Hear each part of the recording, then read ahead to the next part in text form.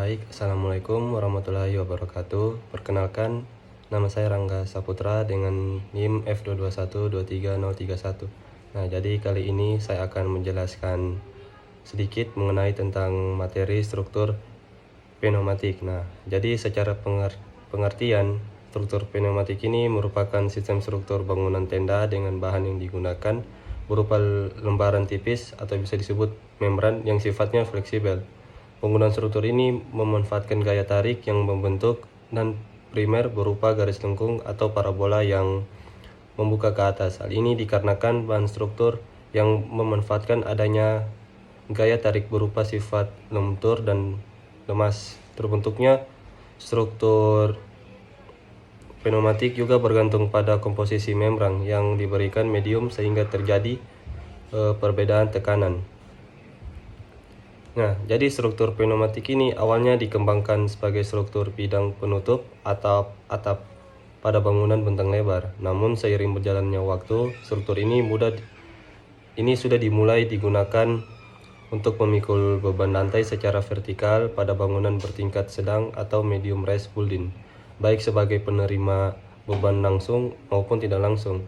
Dari satu bentuk dasar berupa garis lentung yang membuka ke bawah. Struktur ini dibuat dengan menciptakan sel yang ditiup.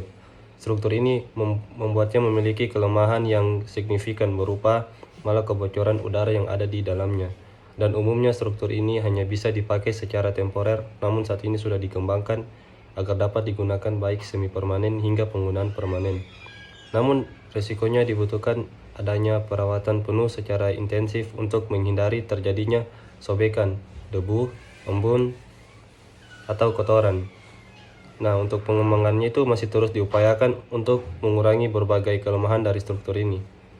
Nah, jadi untuk struktur pneumatik ini dibagi menjadi dua macam, yaitu air inflated struktur. Nah, jadi untuk secara pengertian, struktur pneumatik yang terbuat dari dua lapis kain yang saling terhubung. Karena itu struktur ini disebut sebagai double membran struktur atau membutuhkan tekanan udara yang diberikan ke struktur dengan jumlah lebih besar dibanding dengan air supported struktur, sehingga juga dapat disebut sebagai high pressure system. Bangunan ini tidak berada dalam tekanan udara, karena itu sistem ini bebas dipakai sebagai penutup space yang tidak membutuhkan airlock dan peralatan lainnya untuk tetap berdiri. Rongga yang terbentuk di antara lapisan pertekanan dengan udara menyebabkan penggunaan elemen pada sistem ini tahan terhadap tekuk maupun lendutan karena elemen tersebut berkaku sebagai elemen rigid dengan kebutuhan tekanan udara yang berjumlah lebih besar.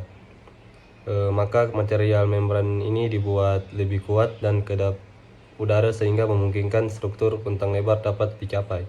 Nah, jadi untuk yang kedua itu struktur air support struktur. Nah, jadi untuk secara pengertian juga struktur ini merupakan single membran struktur yang menggunakan satu lapis membran dan membutuhkan tekanan udara yang rendah sehingga dibutuhkannya segel anti bocor agar udara tidak keluar. Selain itu, udara akan dibutuhkan terus-menerus sehingga perlu diberi pasokan udara yang konstan dan memperhatikan jumlah bukaan yang disediakan.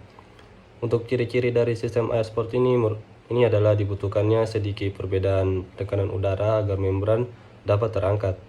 Jadi untuk tekanan udaranya pada sistem ini mempunyai pengaruh terhadap bentuk geometri dari membran tersebut. Umumnya air support struktur ini dirancang untuk dapat mengantisipasi pengaruh angin sebagai pengaruh beban terbesar.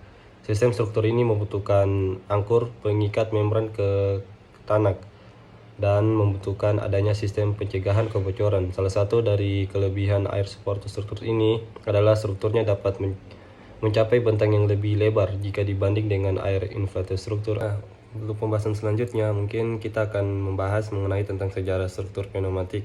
Nah, jadi untuk di tahun 1917 itu William Lanchester mengajukan hak patennya untuk penerapan prinsip balon pada bangunan rumah sakit. Pada tahun 1922 itu di bangunan Oasis Theater atau berlokasi di Paris. Nah, jadi bangunan ini menggunakan struktur atap berlubang pneumatik.